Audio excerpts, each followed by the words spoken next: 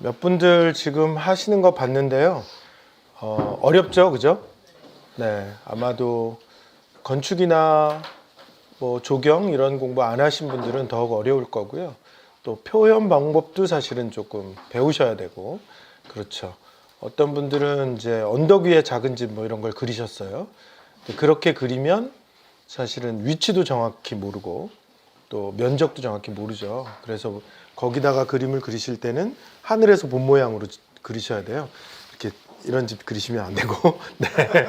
네모 반듯하게 하셔야 되죠. 네, 이해되셨죠? 자, 아무튼 퍼머컬처를 공부하시면 이걸 잘 하실 수 있어요.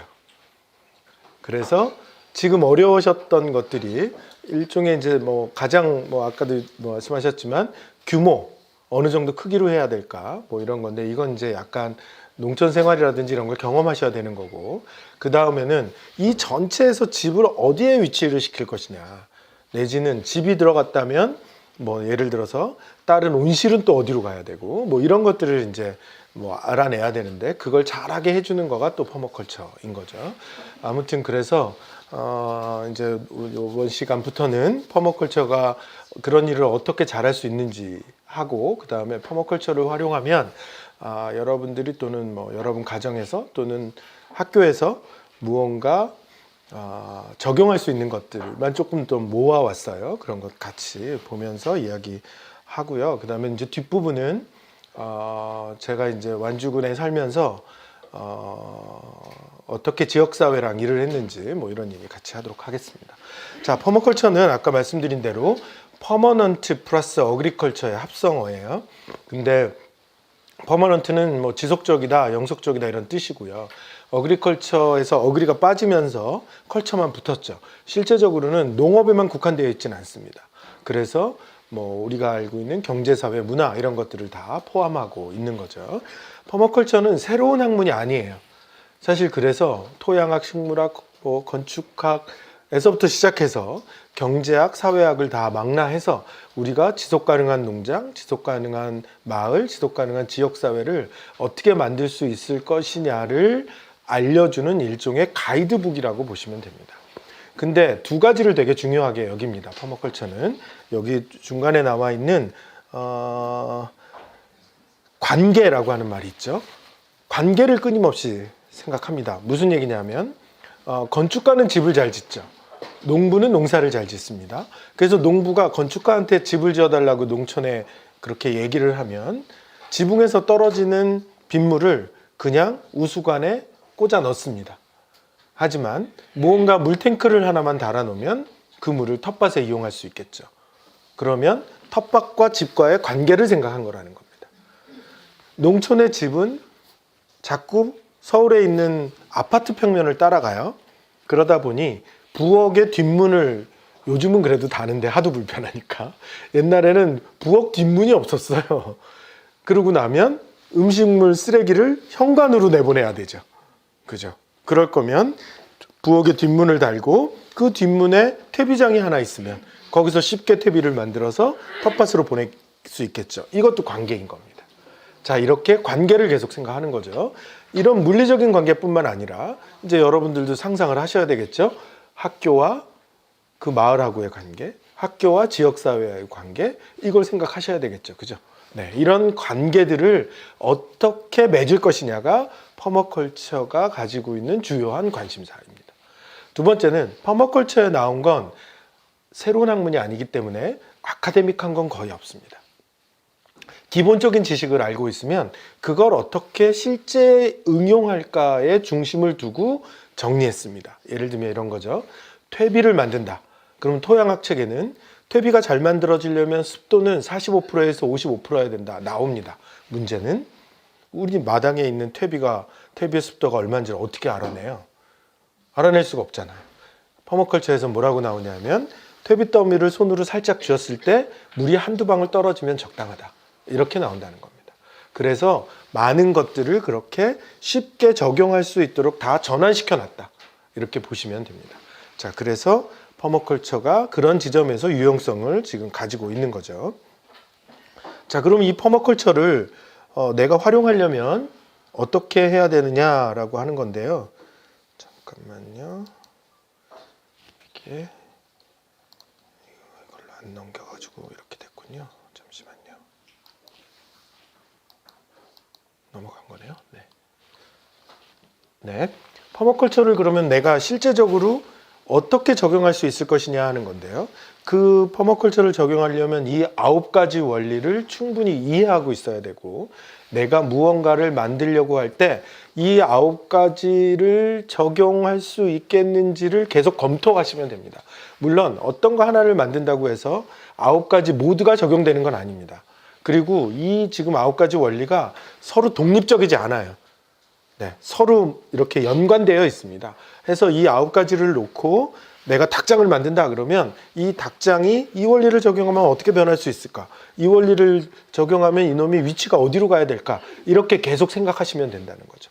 그래서 이 9가지 원리를 주로 익히시면 그러면 퍼머컬처를 적용하실 수 있는 겁니다. 9가지 중에 3개는 자연을 닮게 하라는 큰 유형 중에 속하고요. 또 3개는 상업적 에너지를 덜 쓰는, 또 마지막 3개는 규모를 적절하게 하는 그런 거와 관련 있는, 그렇게 총 9가지 원리가 있습니다. 오늘 이 원리를 다 설명해 드릴 수는 없을 것 같고요. 설명해 드린다고 해서 또 다 이해하시긴 또 어려울 거고, 뭐 저는 이걸 호주에 가서 2주를 배웠으니까요. 네, 주요한 것들만 이제 말씀을 좀 드리도록 하겠습니다. 자, 일단 첫 번째 원리인데요. 첫 번째 원리가 가장 중요합니다.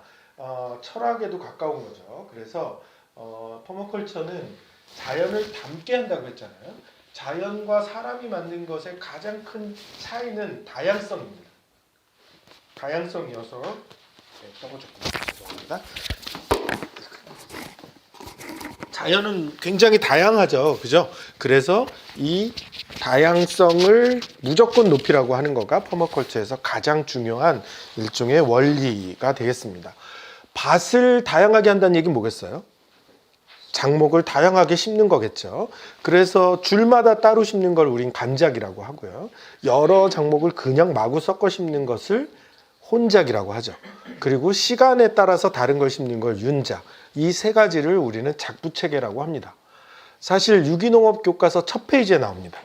유기농업은 작부체계에 의해서 완성된다.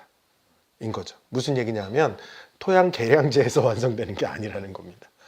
우리가 작부체계를 어떻게 가져가느냐에 따라서 유기농업은 완성되는 거죠. 그러니까 우리는 유기농업을 하려고 그러면 뭔가 많이 넣어야 된다고 생각하지만 그게 아니라 마치 우리가 일상적으로 밥을 먹고 우리가 운동하면서 건강하듯이 경작지도 경작체계를, 작부체계를 어떻게 가져가느냐에 따라서 얼마든지 건강하게 작물을 키울 수 있다라고 하는 거죠.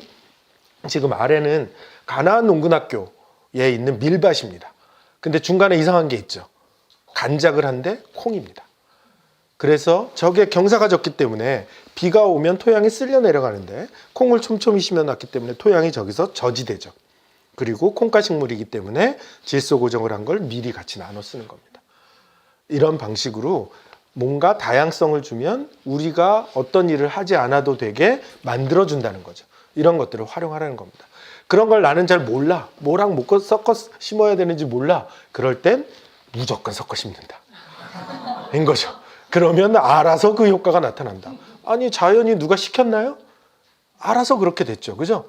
그래서 그렇게 하는 거가 퍼머컬처에서 지향하는 바입니다. 그래서 퍼머컬처에서 텃밭을 만들면 먹을 것만 심지 않습니다. 거기 꽃도 있고요. 허브도 있고요. 근데 꽃과 허브가 있기 때문에 병충해가 더 오르는 거예요. 어떤 식물은 병충해를 끌어당깁니다. 다른 거를 먹으러 가는 것보다 얘를 먹는 게 훨씬 더 효과적이면 그쪽으로 달라붙습니다. 어떤 거는 냄새가 나면 사실은 접근을 안 하는 거죠. 예를 들면 호주 사람들은 마늘을 안 심는데 크리스탈 워터스에 갔더니 밭에서 마늘 냄새가 나더라고요. 마늘을 심어 놓은 겁니다. 이거 왜 심었냐고 물어봤더니 해충을 오지 못하게 하는 기피식물로서 심었다는 거죠. 회피식물로서. 이런 방식이 가능한 거죠. 뭐 예를 들면 예전에 농대 교수가 쌈추라고 하는 걸 개발했어요. 배추하고 상추하고 뭐 이렇게 했는데요. 상추인데 엄청 달아요. 키우질 못합니다. 달아서 벌레가 달라붙어서. 그래서 농민들은 그거를 유인식물로 이용합니다. 상추밭에다가 쌈추 심어 놓으면 상추를 안 갑니다. 거기에 달라붙는 거죠. 이해되셨죠? 네, 이런 방식이 가능하다는 거죠. 그래서 다양성을 주게 되면 그러한 효과들이 나타난다는 겁니다. 그래서 밭이라면 굉장히 다양한 작목을 심는 거가 이 원리에 충실한 걸 테고요. 또는 우리가 1차 농업에만 머무를 필요는 없죠. 만약에 농장이라고 하면 2차 가공도 해야 되고 요즘은 3차 서비스를 하잖아요. 무언가 관광, 교육, 요즘 복지까지 하라고 하죠. 그래서 뭐 사회적 농업, 뭐 케어팜 뭐 이런 얘기를 하고 있잖아요. 이런 방식으로 이 어떤 하는 일의 다양성을 줄 수도 있는 거죠. 모든 일을 다 이거 다양성과 연관시킬 수 있습니다. 팔러도 사실은 다양해야 되는 거죠. 어디 대기업에 계약 재배를 시도하고 있었다. 그랬다가 그 대기업이 니네 거 이제 올해는 안 사 이러면 망하는 거죠. 그러니까 팔러도 다양하게 해야 되는 거죠. 사람 간의 관계도 다양하게 해야 되는 거죠. 이렇게 모든 것들을 다양하게 하라는 겁니다. 다양하게 하면 무언가 거기에서 우리가 이득이 되는 거가 있고 그만큼 리스크는 줄어들고 안정성이 생기는 거죠. 원래 생태학적 원리 중에는 다양하면 안정하다가 생태학의 가장 기본적인 원리입니다. 그래서 이 다양성을 퍼머컬처도 가장 중요하게 여깁니다. 자, 이건 중요하니까 말씀을 드리고 두 번째, 세 번째 넘어갈까요? 가장자리 효과, 천이 조금 어려운 말들이니까요. 에너지 계획으로 가볼까요? 이걸 넘겨야 되네. 네. 이게 잠시만요. 이게 조금 이상해졌어요. 그래서 안 넘어가. 엔터로 해야 넘어가나요? 잠시만요. 자꾸 이상해졌어요. 여기다 놓고. 응? 이럴까요? 다시 해볼게요.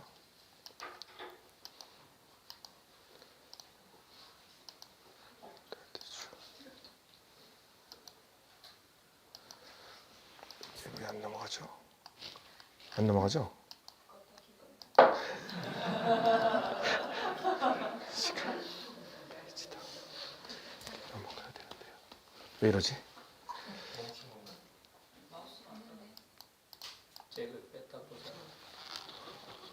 이상하네요. 네.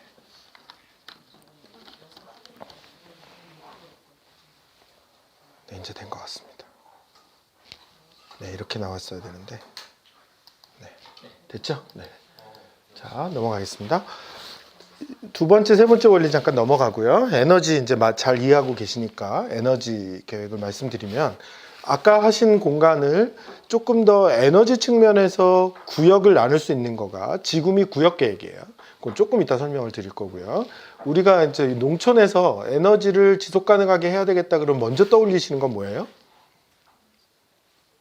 태양광 달아야지 이렇게 생각하실 거예요. 근데 그건 후순위라는 겁니다. 첫 번째 할 수 있는 건 구조물 자체만 가지고도 충분하게 에너지를 덜 쓸 수 있다는 거죠. 지금 이 집인데요. 이 집은 유리 기둥을 그냥 달고 있습니다. 이 유리 기둥에 어떤 장치가 걸려 있는 게 아닙니다. 이 유리 기둥에 만약에 여름이라고 치면 햇볕이 들어오겠죠. 그럼 유리 기둥이 더워집니다. 그러면 뜨거운 공기가 위로 올라가죠. 그럼 여기 창문 요거 있죠? 요걸 엽니다. 그리고 이쪽 집과 연결된 창문을 열고요. 반대쪽 창을 엽니다. 그러면 뜨거운 공기가 위로 올라가면서 반대쪽에서 바람을 끌어들이겠죠. 여름에 냉방을 안 해도 됩니다. 겨울에는 여기를 닫습니다. 그리고 이 위에 창문을 열죠. 그러면 이 공기가 뜨거운 공기가 다시 실내로 들어가겠죠. 난방을 덜 해도 된다는 겁니다. 그래서 저 유리 기둥 하나 자체가 그냥 냉난방의 에너지 부하를 줄이겠죠. 이런 것들이 먼저라는 겁니다. 태양광부터 단다는 게 아니라. 그 다음에 지금 이따가도 잠깐 보여드리겠지만 요거는 로켓 스토브라고 부릅니다. 그래서 이걸 유럽애가 일종의 개발을 했는데요. 설계를 했는데 얘는 지금 장작을 아주 허접한 장작들을 떼는데 불꽃이 여기까지 올라오잖아요. 그 이유는 목탄 가스가 타는 겁니다. 우리가 초를 태우면 뭐가 타는 거예요? 네, 어떤 분들은 초 심지가 탄다고 그래요. 심지가 타는 게 아니라 초 파라핀이 기화돼 가지고 그놈이 타는 거잖아요. 심지는 그 통로를 만들어 준 것뿐이죠.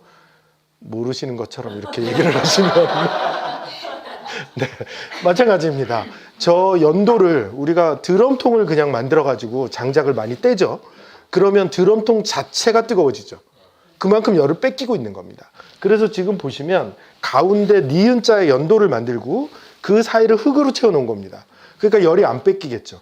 그래서 저 연도가 충분하게 달궈지면 장작을 넣으면 장작에서 불이 나는 게 아니라 그 열 때문에 장작에서 목탄가스가 발생하고요. 그 목탄가스가 타서 불꽃이 이렇게 올라오는 겁니다. 그래서 거의 완전 연소가 이루어집니다. 거의 재가 나오지 않습니다. 그래서 그냥 드럼통으로 이걸 했을 때 장작의 효율이 6배가 높습니다. 이걸 유럽애가 개발을 해놨고 이놈을 카피레프트, 특허를 걸지 않았습니다. 그래서 인터넷에서 로켓 스톱을 치면 온갖 설계도와 그림, 사진들을 다 찾으실 수 있습니다. 그래서 전 세계에 보급되어 있는 거죠. 이런 것들을 먼저 쓰시라는 거죠. 이유는 주변의 에너지 자원을 먼저 활용할 수 있다는 겁니다. 그래서 이런 걸 먼저 쓰라는 거죠. 이렇게 골로가 되기도 하고 이게 구들이 되기도 하고 이렇게 변화합니다. 자, 이렇게 이제 하는 거고요. 그러면서 화석 에너지를 감소시키는 거예요.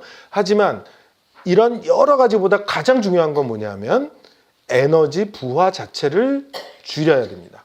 예를 들면 그것도 비싼 에너지들이 있거든요. 질이 높은 에너지에는 질이 있습니다. 장작과 전기, 뭐가 더 질이 높겠어요? 전기가 높겠죠. 질이 높은 에너지의 부하 자체를 줄여야 됩니다. 그 얘기는 뭐예요? 집에 있는 테레비 몇 인치인가요? 네, 이런 것부터 고민하셔야 된다는 거죠. 식기, 세척기 이런 거 고민하셔야 된다는 거죠. 그런 것부터 줄여야 된다는 겁니다. 자, 아까 내가 엔터를 쳤더니 넘어갔어요. 네. 자, 그 다음 원리는 에너지를 덜 쓰는 방법 중에 하나가 생물 자원을 이용하는 겁니다. 그것 중에 음식물 쓰레기를 처리하기 위해서 지렁이 박스를 이용할 수 있고요. 그 다음에 이건 뭐냐면 우리가 잡초, 과수원 같은 데 잡초를 제거하려고 하는데 그 잡초 대신에 지피식물이라고 하는 걸 심습니다. 얘는 헤어리베치라고 하는 애고요. 얘는 콩가식물입니다. 그리고 줄기로 번식을 해요. 그래서 여자 머리처럼 이렇게 쭉 잡아 떼면 여자 머리처럼 이렇게 떨어진다. 그래서 헤어리베치라고 하는 이름을 가지고 있는데요.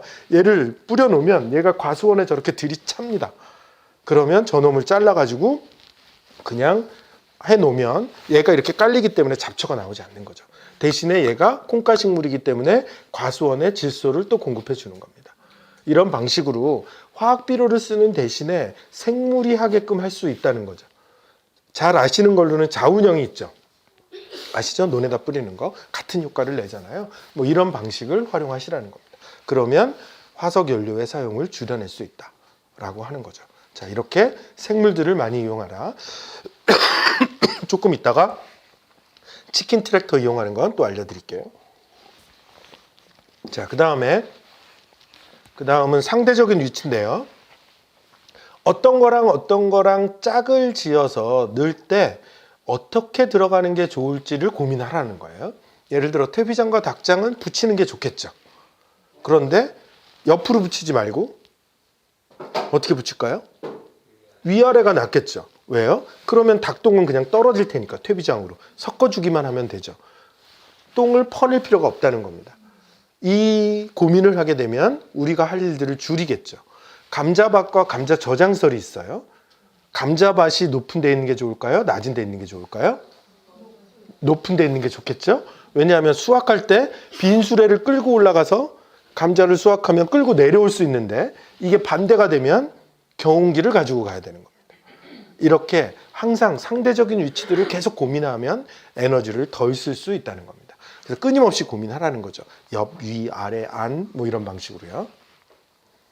그 다음은 규모의 점검인데요. 우리 농부들이 가장 못하는 것 중에 하나입니다. 왜냐하면 예전부터 규모가 커야 된다고 생각했어요. 농지는 많아야 된다 이렇게 생각한 거죠. 그 이유 중에 하나는 가족 노동력이 충분했을 땐 그랬습니다. 근데 지금은 그렇지가 않죠. 한 사람이나 두 사람 농사를 짓기 때문에 규모가 커지면 다 인건비를 들여서 사람을 사야 돼요. 본인의 노동 시간을 우리 노무비, 인건비로 계산하면 다 망해요. 우리 농부들은 다 망합니다, 이미요. 그렇기 때문에 적정 규모라고 하는 거를 우리가 고민해야 되는데요. 이분은 강대인이라고 하는 농부시고요. 이분 한 20년 전에 살아계실 때 제가 갔더니 이분 논에 문을 만들어 놨어요. 대나무로. 이렇게 실제 문은 아니고요. 삼각형으로 이렇게 뭘 만들어 놓으신 거예요. 그래서 선생님 저희 뭐예요? 그랬더니 산 지형을 보면 절로 기가 빠져나가고 있어서 벼들이 행복하지 않다는 거예요. 그래서 그 기를 잡아두려고 문을 만들었다는 거죠. 그래서 정롱에 아주 유명한 농부여서 제가 진짜 그 고개를 갸우뚱하고 네, 그랬어요. 그랬더니 또 이런 얘기를 하셔요. 아침에 가면 벼들이 그렇게 사랑스럽답니다. 그래서 논둑을 다니면서 박수를 치고 다니셨대요. 얘들아 잘 잤니? 얘들아 잘 잤니? 근데 그해 가을에 보니까 논둑 옆에 벼들만 잘 자랐더래요. 인사를 받아서. 그래서 그 다음부터는 논을 헤집고 다니면서 인사를 하셨다. 그리고 태풍이 오면 꽹과리를 들고 나가서 얘들아 니네들은 이길 수 있어 라고 하셨다고 하셔서 네. 근데 아무튼 이분이 우리나라 미질 경진대회 가면 항상 3위 안에 드시는 그런 분이셨고요. 겨울에 농한기에 수련하신다고 암제에 올라가셨다가 내려오지 못하셨어요. 네, 돌아가셨습니다. 지금은 그 딸이 우리원이라고 하는 농장을 잘 이어받아서 지금 하고 있습니다. 네, 근데 아무튼 이분이 항상 이제 귀농하는 후배들한테 그랬죠. 농사는 생명을 키우는 건데 무조건 규모를 키운다고 이게 가능해지느냐. 그래서 뭐 항상 그런 말씀을 좀 하셨습니다. 아무튼 농업이라고 하는 것 자체는 사실 적정 규모여야 되고요. 하지만 농업이 아니더라도 여러분들이 하려고 하는 거의 대부분인 무조건 커진다고 해서 이익이 더 생기는 건 아니라는 거죠. 적정 규모 안에서 어떻게 시너지를 낼 것이냐, 그 안에서 어떻게 관계를 맺을 것이냐가 훨씬 더 중요하다는 겁니다. 춘천에 송암리라고 하는 마을이 있고요. 이 마을은 감자가 주산물입니다. 한데 그 감자가 3년 동안 농사 지으면 지력이 떨어지니까 콩을 심습니다. 그래서 30%의 콩밭이 옮겨 다녀요. 이 마을에서는요. 근데 감자를 그냥 팔면 돈이 안 될 때가 있어요. 그래서 마을은 정부한테 요청해서 감자 저온 저장소를 가지고 있고요. 콩도 그냥 팔면 돈이 안 될 때가 있으니까 매주를 만듭니다. 자, 이 마을의 소득 체계를 우리가 생각해 보면 감자와 콩의 윤작 시스템과 이것과 연결되어 있는 저장설과 가공시설 이렇게 되어 있죠. 농사라고 하는 건 두 가지 리스크에 항상 노출되어 있습니다. 첫 번째가 뭐예요? 우리가 컨트롤하기 어려운 기후죠. 두 번째는 시장입니다. 이거를 한 가지 작목을 하면서 돌파하겠다. 아주 어리석은 일이죠. 다양한 작목을 가지고 있어야 되고 그 작목에서 사실은 적절한 저장설, 가공시설을 갖고 있지 않으면 이것의 리스크를 감당하기 어렵습니다. 사실은 그래서 그런 것들을 감안해서 적절한 규모에서 그런 리스크들을 회피하면서 할 수 있도록 하라는 거죠. 일종의 주식 투자랑 비슷합니다. 포트폴리오를 만들어야 되는 거예요. 근데 우리는 여전히 계속 농업기술센터 가면 한 가지만 해라. 전문화해라, 특화해라 라고 했던 거죠. 그것의 결과물은 농부들이 계속 농가 부채를 계속 왔다 갔다 하고 계신 겁니다. 사실 그래서 적절한 규모로 그 안에서 시너지가 날 수 있게 하라는 거죠. 네, 그 다음으로는 아주 중요한 게 있다면 그놈은 여러 가지가 감당할 수 있도록 해라 라고 하는 겁니다. 예를 들면 물, 만약에 농장을 하나 만들었는데 지하수를 팠어요. 근데 어느 날 갑자기 기름이 둥둥 뜨네요. 그러면 농사가 망가지겠죠. 그럴 때를 대비해서 지붕에서 떨어지는 빗물도 받아놓고 어딘가 연못도 하나 만들어 놓고 저쪽으로 계곡이 흘러간다면 그 계곡물이 내 농장을 지나갈 수 있게끔 수로도 만들어 놓고 이런 여러 가지 대책을 해놔야 이놈이 망가졌을 때 대비할 수 있다는 겁니다. 에너지도 중요하고요. 그래서 이러이러한 것들을 다 고려하라는 거죠. 자, 이런 9가지 원리들이 퍼머컬처에 있는 거고요. 이 9가지들을 잘 익혀가지고 여러분들이 적용하시면 됩니다. 자, 이걸 적용했을 때 나타나는 몇 가지 사례들인데요. 아까 여러분들이 농장 설계를 했을 때가 이게 적용이 되면 굉장히 수월하게 할 수 있습니다. 농장의 중심은 뭐가 될까요? 집이 되겠죠. 그래서 집을 0, 1, 2, 3, 4 할 때 0이라고 놓습니다. 영지구라고 하는 거죠. 그래서 집은 거기에 점으로 찍히겠죠. 그리고 나면 이 그림에서처럼 1지구, 2지구, 3지구, 4지구 나누는 겁니다. 그래서 집에 가까운 거는 자주 가는 걸 놔야 되겠죠. 당연하겠죠. 그죠? 그리고 저기 멀리 있는 예를 들면 4지구 같은 데는 뭐 1년에 한 몇 번 가는 거 이런 걸 놓겠죠. 2지구에는 주로 이런 게 들어갑니다. 매일 가서 작업은 안 하더라도 매일 가봐야 되는 게 있습니다. 논. 그렇죠. 논은 물을 봐야 되기 때문에 매일 가거든요. 또는 대규모로 동물을 키운다 하면 매일 가야 되죠. 이런 것들이 2지구에 들어갑니다. 3지구는 매일 가지 않아도 돼요. 하지만 시간을 오래 잡아서 그래도 정기적으로 가야 돼요. 과수원 같은 데죠. 오늘은 과수원 가서 일할 거야. 그러면 반나절 가서 일하거나 이렇게 되는 거죠. 이런 게 3지구, 4지구는 거의 안 가는 곳. 이렇게 해서 집을 중심으로 관리 강도에 따라서 사실은 여러 가지 요소들을 배치하는 겁니다. 그리고 나서 파이 자르듯이 잘라요. 지금 이 그림에서 보시면 겨울 햇볕, 여름 햇볕은 더 넓은 각도로 들어오고요. 겨울 햇볕은 더 좁은 각도로 들어오죠. 이건 아시죠? 이것까지 설명하면 시간이 너무 많이 걸릴 거고요. 네, 그래서 이 집 앞에다가 나무를 하나 심는데요. 이 나무는 지금 남쪽에 심었더니 겨울 햇빛, 여름 햇빛 다 들어옵니다. 그러면 침엽수를 심을까요? 화렵수를 심을까요? 화렵수를 심어야죠. 여름에는 잎이 무성해서 그늘을 만들 텐데 걔가 떨어지니까 겨울에는 햇볕을 주겠죠. 여기다 만약에 침엽수를 심었다면 겨울이 추울 겁니다. 이런 것들을 찾아내는 겁니다. 방향에 따라서요. 예를 들면 이쪽은 경관이 우수하고요. 또 화재가 넘어올 수도 있네요. 더운 여름바람이 와요. 더운 여름바람은 식혀주고 경관은 더 좋게 하고 화재를 막아주는 것. 여기 지점에 뭘 만들어야 될까요? 어딘가에는 연못이죠. 이렇게 된다는 겁니다. 처음엔 백지였죠. 아무것도 없었죠. 지금 이렇게 하게 되면 공간이 쪼개지죠. 그리고 나면 여러분들이 넣고 싶은 것을 리스트로 만들었다가 여기다 넣으면 좋을까? 저기다 넣으면 좋을까? 고민하시면 계획이 된 거죠. 그걸 그림으로 바꾸면 도면이 되는 겁니다. 이런 방식으로 농장 계획을 하실 수 있을 거고 여러분 학교 계획도 하실 수 있을 거라는 거죠. 이렇게 지구 및 구역 계획을 통해서 공간도 합리적으로 변하지만 에너지를 덜 쓸 수 있게끔 만들 수 있다는 겁니다. 자, 이걸 활용하시는 거죠. 여러분들이 이걸 활용할 때도 놓치는 게 있어요. 퇴비장은 몇 지구에 가야 돼요? 네, 1지구입니다.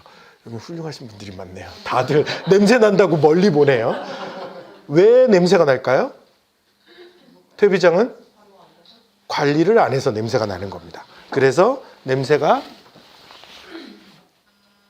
멀리 보내지 말고 가까이 놔야 되는 거죠. 동물들도 규모가 크지 않다면 대부분 1지구에 놔야지 되는 겁니다. 그래서 동물은 거의 매일 관리해야 되고 가까이 있을수록 사람에 가까이 있을수록 자라죠. 그렇기 때문에 1지구에 집어넣어야 되는 겁니다. 자, 이런 방식으로 여러분들이 공간 계획을 퍼머컬처를 활용하시면 하실 수 있습니다. 자, 아까 동물 자원을 이용한다라고 말씀드렸는데 이게 바로 치킨 트랙터입니다. 닭 경운기라고 하는 뜻이죠. 그래서 A형 텐트 모양으로 생겼죠. 그래서 쟤를 아침에 일 나가기 전에 저기다 놔두고 가는 겁니다. 저쪽 밭을 지금 수확을 한 거예요. 그럼 쟤네들이 뭘 하겠어요? 풀 먹죠. 남아있는 풀 먹고요. 곤충 잡아먹는다고 막 긁어놓고 똥 싸겠죠. 트랙터가 한 일을 다 했습니다. 그러면 점심 먹고 한 칸 이동하는 겁니다. 하루에 2칸 가는 거죠.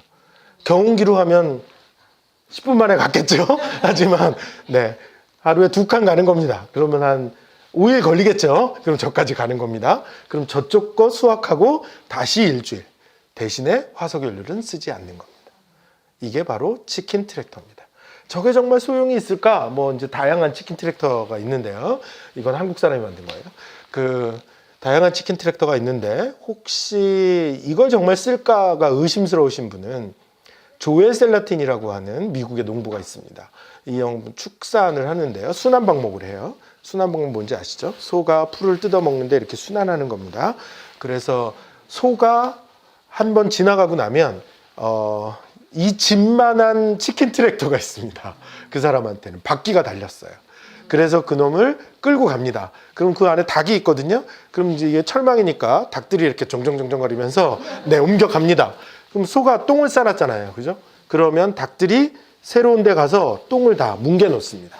토양하고 섞어 놓는 거죠. 그래서 다시 오면 풀들이 고르게 자라고 있는 겁니다. 치킨 트럭들을 그렇게 쓰고 있는 거죠. 그렇게 실제로 씁니다. 조웨셀라틸은 더 이상한 일도 하는데요. 겨울에는 소가 축사에 들어옵니다. 근데 이 양반 일부러 옥수수를 키워요. 근데 옥수수를 수확하지 않고 그 소똥을 한껏 쌓고 옥수수 알이 붙어있는 옥수수대를 쌓습니다. 그 다음에 또 소똥을 쌓아요. 그럼 겨울 동안 소똥, 옥수수대, 소똥, 옥수수대 이럴 거 아니에요. 그리고 나서 이게 어느 정도 차면 돼지를 집어넣습니다. 그럼 돼지가 어떻게 하겠어요? 옥수수 알을 먹으려고 얘를 다 뒤집어 놓습니다. 트랙터가 뒤집는 게 아니라 돼지가 뒤집는 거죠. 이런 방식을 씁니다. 이렇게 생물들을 이용하는 거죠. 자, 이렇게 해서 화석연료를 덜 쓰는 방법으로 우리가 동물들, 생물들을 이용하실 수 있습니다. 자, 여러분들이 밭을 만들면 이런 거 많이 보셨죠? 여기도 좀 비슷하게 해놓으신 것 같아요. 그리고 조금 더 이쁘게 하면 이렇게 가고요. 하지만 밭의 가장 효율적인 모양은 열쇠고리 모양입니다. 여러분들이 밭을 만들면 이런 밭 말고요. 보통의 밭은 여러분 텃밭을 만들면 제일 먼저 하는 일은 뭐예요? 퇴비를 깝니다. 그런 다음에 고락이랑을 만들죠. 그리고 식물은 어디다 심어요? 이랑에다 심죠. 그죠? 그러면 잡초도 어디서 나와요? 고랑에서도 나오죠. 왜요? 퇴비를 충분하게 뿌려놨기 때문에. 그러면 그거 뽑는다고 이제 쭈그리고 앉아서 계속 뽑고 있는 거예요. 그죠? 네, 우매한 짓을 한 거죠. 그러면 이랑에다만 퇴비를 주면 좋겠죠. 근데 그건 더 힘드니까 안 하는 거예요. 그래서 이 모양은 이랑을 이랑끼리 모으는 겁니다. 그리고 고랑은 고랑대로 놔두는 거죠. 그런데 그거가 이랑을 가장 많이 만들고 그리고 작업을 하기 가장 쉬운 모양이 이 모양입니다. 그래서 여기서 여기까지가 사람 팔을 길이의 2배예요. 그러니까 여기 쓰면 여기까지 팔이 닿고요. 여기 쓰면 여기까지 팔이 닿는 거죠. 그래서 이 정사각형으로 놓으면 고랑의 면적이 가장 적은 겁니다.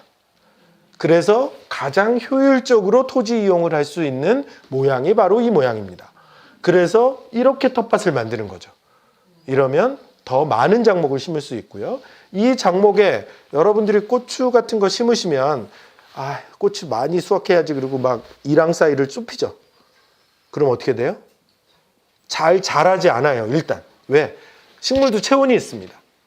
그래서 그 체온을 유지하려면 바람을 맞아야 되는데 촘촘히 심어 놓으면 바람을 못 맞으니까 얘가 계속 물을 증산시키면서 체온을 유지합니다. 그러면 성장을 안 하겠죠. 그래서 책에 나온 대로 간격을 지키셔야 돼요. 그런데 그렇게 고추만 심을 때는 그렇지만 고추가 있고 가지가 있어요. 누가 더 키가 커요? 고추가 더 크죠. 옆으로 퍼지는 건 누구예요? 가지죠. 그러면 고추가 적정 길이를 간격을 가지고 있으면 그 사이에 가지를 넣어도 된다 안 된다? 된다. 인 거죠. 그래서 여기다 섞어 심으면 훨씬 더 많은 작목을 심을 수 있는 겁니다. 그래서 여러분들이 네모난 밭에 그냥 줄 세워서 심을 때보다 거의 2배에서 2.5배의 작목이 들어가는 거죠. 이 모양이 열쇠고리 텃밭의 모양입니다. 이렇게 텃밭을 디자인해야 된다는 겁니다. 디자인이 이쁘게만 하는 것이 아니라 이걸로 효율적이 된다는 거죠. 그럼 퇴비는 어디만 주면 돼요? 저기만 주면 되는 거죠. 나머지는 줄 필요가 없는 겁니다. 물론 이런 데도 이제 이 안에만 주면 되는 거죠. 그죠? 네. 여기는 아예 잡초 나오지 말라고 폐벽돌을 깔았죠. 네. 이러면 아예 영구적으로 이렇게 쓰겠다는 거죠. 이 모양대로 이렇게 만드는 방법도 있습니다. 자, 그럼에도 불구하고 잡초는 나옵니다. 그 잡초를 효율적으로 안 나오게 하는 방법이 바로 닫힌 뿌리덮개입니다. 뿌리덮개의 영어는 멀치입니다. 우리가 멀칭이라고 하죠. 그래서 그냥 뿌리덮개라고 하는 말인데 우리는 비닐로 하기 때문에 무조건 멀칭 그러면 비닐을 떠올리는 겁니다. 반대 서양 애들은 멀치라고 하면 유기물질을 덮는 걸 의미합니다. 그래서 사실 우린 잘못된 오해가 있어요. 빨간 흙이 보여야 농사를 잘 짓는 거다. 아닙니다. 토양도 옷을 입어야 됩니다. 그래야 비가 왔을 때도 토양이 보존되는 거고요. 옷을 입고 있는 게 좋으니까 비닐을 씌웠던 거죠. 비닐은 왜 씌웠어요? 잡초 안 나오고 보온, 네, 또는 보습, 뭐 이런 효과를 기대한 거잖아요. 또 하나의 효과는 뭐냐면 작물의 청결을 유지하는 겁니다. 고추에 고추병이 많이 들 때는 언제예요? 여름에, 또 특정 비가 많이 올 때. 왜요? 고추병을 일으키는 바이러스는 토양에 있습니다. 얘가 빗물에 튀겨서 올라가는 겁니다. 그래서 비가 오고 나면 농약치라고 이제 이장님이 하시는 거죠. 그래서 비닐을 깔아놓게 되면 그 빗물이 안 튀기기 때문에, 근데 그것도 안 되니까 비가림 하우스를 하는 거죠. 비가림 하우스 보셨죠? 이렇게 팔만 이렇게 있는, 벽이 없는 하우스. 요즘은 그것도 안 돼서 아예 비닐하우스에 꽃을 심습니다. 아무튼 간에 그렇게 바이러스 세균에 대한 감염을 막기 위해서 또 멀칭을 합니다. 여하튼 간에 그런데 비닐로 하지 말고 유기물질로 하라는 거예요. 네, 그러면 그 유기물질이 분해해서 또 영양분까지 주겠죠. 그러면 비닐이 가진 거에 유기물질이 가진 기능까지 덧붙여진다는 겁니다. 그래서 그냥 멀칭을 유기물질로 하셔도 돼요. 네, 하셔도 좋습니다. 하지만 이제 주의하실 거는, 예를 들어서 쌀겨라든지 이런 것들은 비가 오면 어떻게 돼요? 다 쓸려 내려가죠. 그래서 가장 좋은 재료는 볏짚입니다. 볏짚을 설기 이렇게 서로 이렇게 해놓으면 비바람에 얘네는 쓸려 내려가질 않습니다. 그러니까 밑에다가 어떤 것들로 뿌렸더라도 볏짚을 올려놓으면, 그러면 멀칭으로서 아주 잘 동작합니다. 그런데요, 이 방식을 조금 더 효과적으로 하는 게 다친 뿌리 덮개인데요. 일단은 아주 척박한 땅을 가정합니다. 예를 들면 주차장으로 썼어요. 그런데 여기를 텃밭으로 해야 되겠다 하는 경우죠. 그럼 일단 그 공간에 드문드문 나 있는 잡초를 제거합니다. 근데 잡초는 또 쓰일 겁니다. 그래서 멀리 보내지 말고 옆에다 놔둡니다. 그리고 나서 구멍을 뚫습니다. 삼지창 중에 이렇게 레이크 말고요, 삼지창이 있어요. 근데 건초하는 삼지창은 이게 얇고요, 두꺼운 삼지창도 있는데 우리나라는 잘 안 써요.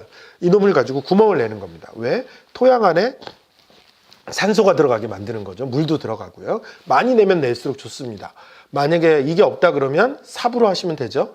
우리 어렸을 때 삽 타는 놀이 해보셨죠? 네, 비슷하게 하시면 됩니다. 네, 그 구멍을 많이 뚫습니다. 그런 다음에 물을 주고요. 그런 다음에 풀을 위에 깝니다. 풀을 위에 깝니다. 지금 여기 보시면 토양에 구멍을 냈고요. 물 뿌리고요. 풀 깔죠. 풀을 깔 때는 푸른 풀을 깝니다. 왜냐하면 푸른 풀 안에는 여전히 질소 성분이 많습니다. 그러니까 노란 풀에는 질소 성분이 없습니다. 왜요? 자기 생존이죠. 네, 토양은 생태학적으로 토양은 질소분이 항상 모자랍니다. 그래서 식물들은 진화한 거죠. 자기 몸에 있던 질소분을 자기가 죽어야 되면 다르게 처리하고 죽는 겁니다.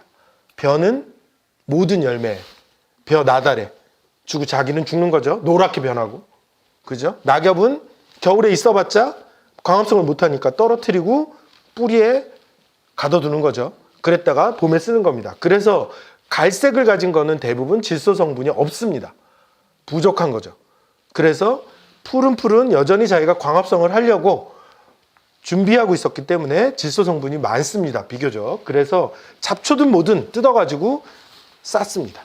그럼 얘는 질소 성분이 많은 나중에 비료로 나중에 분해되겠죠. 그런데 그걸 또 촉진시키고 싶으면 돼지똥을 뿌립니다. 닭똥도 상관없습니다. 그 위에다 뿌립니다. 그러면 잡초층 하나, 돼지똥층 하나 됐죠. 근데 여기에 키포인트, 젖은 신문을 덮습니다. 신문을 그냥 덮으면 바람에 날려가서 작업이 되질 않습니다. 그래서 양동이에다가 신문 뭉치를 그냥 집어넣어요. 잡히는 대로 뜯어내서, 그래서 깝니다. 빈 공간이 없게 까는 겁니다. 그래서 다 깔고 나면 그 위에 볏짚을 덮습니다. 매 과정마다 물을 충분히 뿌립니다. 바로 모종을 심으셔도 됩니다. 그래서 처음에 볏짚이 있죠, 맨 위에. 그놈을 해치고 신문지를 뚫고 그 다음에 똥 지나고 풀 지나고 이제 토양 나오겠죠. 그러면 보통 모종 심는 것보다는 더 넓게 팝니다. 그리고 모종을 심고 그 주변으로는 잘 부숙된 퇴비를 넣어야 됩니다. 왜냐하면 이 똥이 잘 부숙되지 않았다면 얘가 가스나 열을 내기 때문에 충분하게 공간을 확보해 주는 겁니다. 뿌리가 상하지 않게. 자, 그러면 바로 모종을 심을 수 있습니다. 자, 이러면 이게 무릎 정도 올라옵니다. 한데 일주일 정도 지나면 쭉 가라앉습니다. 신문지를 덮어놨기 때문에 물은 잘 증발되지 않고요. 또 신문지가 있기 때문에 잡초는 발화하지 않습니다. 그래서 거의 이 텃밭은 물도 덜 줘도 되고요. 잡초 관리도 굉장히 수월해지는 거죠. 제가 그러고 나서 한 달? 3주? 지나서 저 잡초 신문지 밑에를 이렇게 들치면 누가 살고 있을까요? 지렁이들이 살고 있죠. 지렁이들이 살 수 있는 아주 좋은 환경을 만들어 놨기 때문에 지렁이들이 알아서 일을 해주고 있습니다. 그래서 계속 영양분들을 공급하고 토양의 구조를 바꾸고 있는 거죠. 그래서 이 방법이 가장 좋은, 빨리 척박한 토양을 텃밭으로 만들 수 있는 방법입니다. 이걸 다층 뿌리덮개라고 합니다. 자, 지금 제주도에서 이 다층 뿌리덮개 시범적으로 만들고 있었던 거예요. 지금 아까 열쇠고리 모양 됐죠, 그죠? 그죠? 심지어 이쁘기까지 하죠. 이렇게 만들어 놓으니까요. 요 히프가 접니다. 네. 그리고 나서 요거는 작년에 노원구, 아니지, 어디더라? 하여튼 어느 서울의 동부 쪽에 있는 중량구에서 도시농업 한다고 하시는 분들을 퍼마컬처 교육을 하고 텃밭을 만든 겁니다. 이게 지금 열쇠고리 텃밭 모양인데 지금 볏짚을 하도 많이 해놨더니 지금 모양이 잘 보이진 않아요. 그리고 나서 이런 걸 이제 트렐리스라고 하죠. 저 트렐리스는 이제 넝쿨성 작물들을 올리는 겁니다. 그러면 이쪽에 여기다 넝쿨성 작물을 여기다 심으면, 예를 들어 방울토마토를 심으면 얘네들이 일로 따라 올라가겠죠. 그죠? 그러면 요 밑에도 뭘 심을 수 있는 거예요. 그래서 그렇게 할 수 있게끔 이제 구조물을 만들고 이렇게 만드는 거죠. 자, 이렇게 퍼마컬처를 활용하면 밭도 이렇게 평면으로 보지 않습니다. 3차원으로 보는 거죠. 예를 들면 이렇게 만드는 겁니다. 저런 식으로 일종의 파이어럴 모양으로 만들어 놓게 되면 공간이 3차원으로 확장되고, 만약에 비가 오더라도 저기서부터 물이 조르르 따라 내려가서 계속 수분을 공급해 주겠죠. 저런 모양도 만들 수 있고요. 아예 저 벽을 저렇게 만들어 놓고요. 저 벽에다가 장목을 심는 겁니다. 페트병 같은 걸로 꽂아 놓은 거예요. 그러면 저기서 상추를 뽑아 먹는 거죠. 이렇게 만들 수도 있고요. 이렇게 줄을 걸어가지고 저기에다 넝쿨성 작물을 심을 수도 있습니다. 또는 요 간단한 나무 상자 위에 트렐리스를 걸어가지고 저놈을 얼마든지 이동시킬 수 있거든요. 이렇게도 하실 수 있고, 제가 풀무학교 했을 때는 가마니에다가, 우리 비료 가마니, 비료 포대에다가 퇴비하고 흙을 섞어가지고 일종의 6x8로 이걸 쌓았어요. 그러니까 약간 벽이 만들어지죠. 거기에다 고구마 줄기를 막 꽂아 넣습니다. 그러면 고구마가 막 자라면 이게 녹색, 그린 월이 되죠. 그렇게 되고 나면 고구마는 어디가 있어요? 푸대 안에 있죠. 가을에 푸대만 뜯으면 됩니다. 그러면 고구마를 수확할 수 있습니다. 자, 이런 방식으로 여러분들이 얼마든지 상상하실 수 있다는 겁니다. 밭이 그냥 평면이 아니라 여러분들이 창의적인 어떤 생각을 하게 되면 얼마든지 이쁘고 또 공간도 훨씬 더 효율적으로 이용할 수 있게 만드실 수 있다는 거죠. 자, 이걸 만들 수 있게 퍼마컬처가 제공을 하는 거죠. 자, 이건 이제 요즘 퍼마컬처 교육하시는 분들이 많이 활용하는 건데요. 푸드 포리스트라고 부릅니다. 이건 자연 생태계를 그대로 담아오게 하는 거예요. 지금 저렇게 자연이 있잖아요. 저 사진을 자연은 저거 계속 유지되잖아요. 그러면 저거 사진을 딱 찍어가지고 여러분 있는 지역에 그걸 그대로 흉내내서 내 밭에다 만드는 겁니다.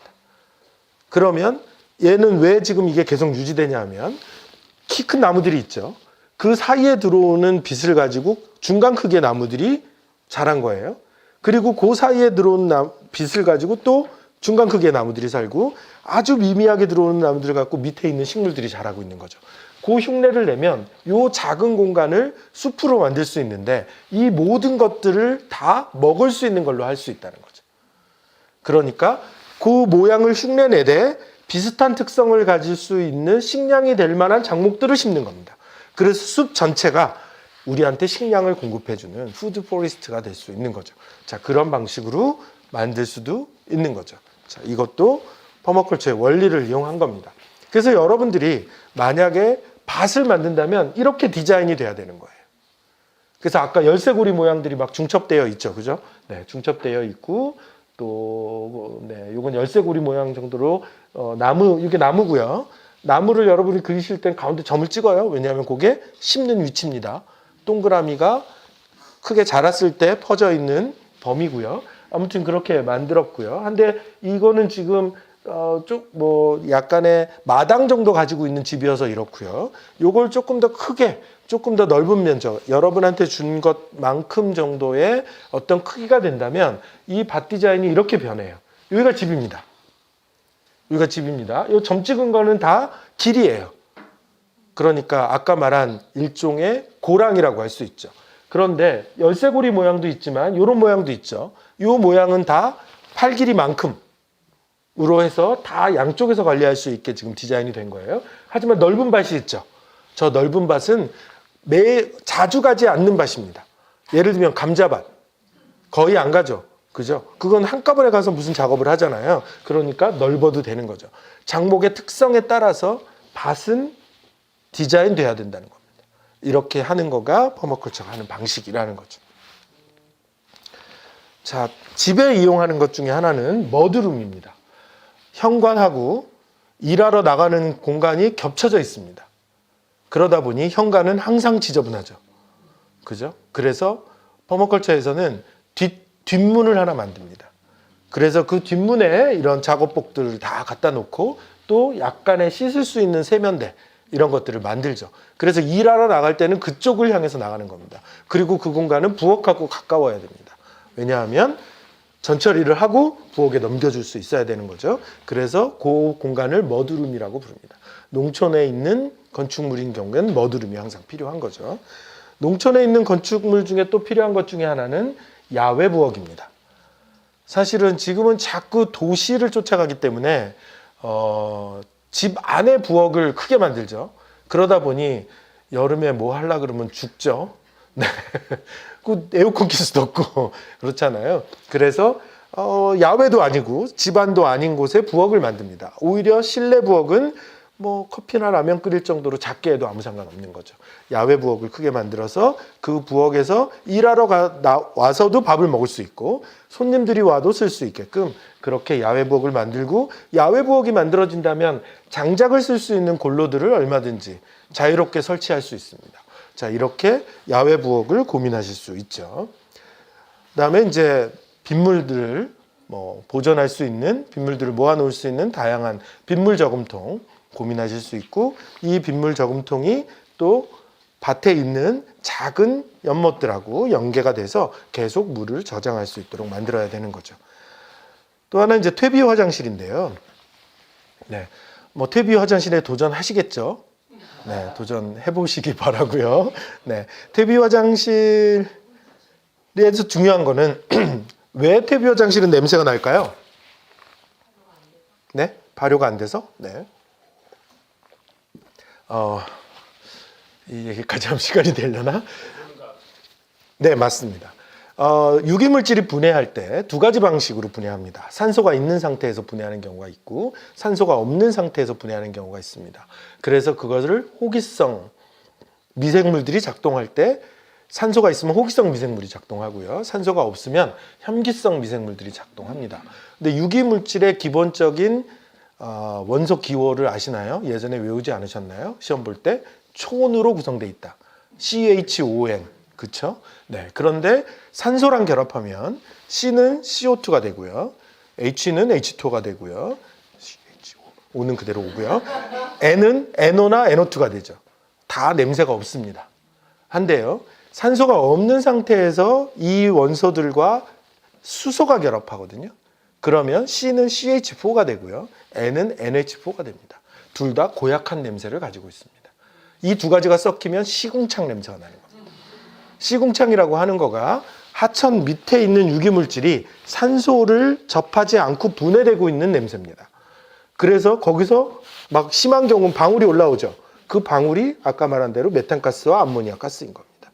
산소방울이 아니고요. 네. 그런데 화장실을 만드는데 화장실에 오줌이 들어가 있어서 오줌 밑에 고체가 채워져 있다. 똑같은 현상이 일어나는 겁니다. 산소가 물을 뚫고 들어갈 수 없기 때문에 혐기성 발효가 일어나는 거죠. 혐기성 분해가 일어나는 겁니다. 그래서 악취를 내게 되는 거죠. 그래서 똥과 오줌을 분리해야 됩니다. 그러면 악취를 막을 수 있습니다.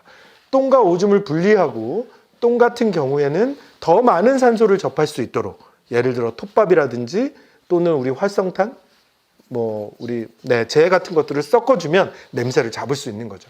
지금 이 사진이 오줌을 분리하기 위한 장치입니다. 고체는 밑으로 떨어지고 액체는 앞으로 가는 거죠.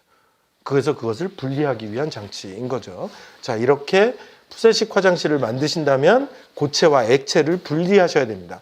그리고 액체는 장기간 저장시켜 놨다가는 퇴비에 있어서 습도를 조절할 수 있는 걸로 얼마든지 쓰실 수 있으니까 그거는 그거대로 용도를 찾으시면 됩니다. 잘 모르겠다. 근데 어느 밭에 푸세식 화장실을 만들어야 되는데 난 손재주가 없다. 이른바 요즘 똥손이라고 하죠. 그럴 경우 가장 쉽게 만들 수 있는 화장실입니다. 고장난 의자만 있으면 됩니다. 고장난 의자에 슈퍼에서 파는 이놈 붙이기만 하고 이 통 밑에다 집어넣으면 푸세식 화장실이 됩니다. 어디 밭에다가 남자들이야 대충 보지만 여성분들 진짜 어렵다 그러면 강목 같은 걸로 이제 막고요. 그런 다음에 요거 갖다 놓으면 급하게 뭔가 푸세식 화장실을 만드실 수 있습니다. 자, 이런 것들을 활용해 보실 수 있겠고요. 또 태양광 조리기도 만들 수 있죠. 요건 아이들하고도 쉽게 만들 수 있는 조리기입니다. 저렇게 우리 엇박스라고 하죠. 저 엇박스에다가 저렇게 호일을 붙이고 그 다음에 유리 뚜껑을 만든 다음에 날개를 답니다. 날개를 다는 건 해가 이렇게 지나가니까 더 많은 햇볕을 받기 위해서 날개를 달죠.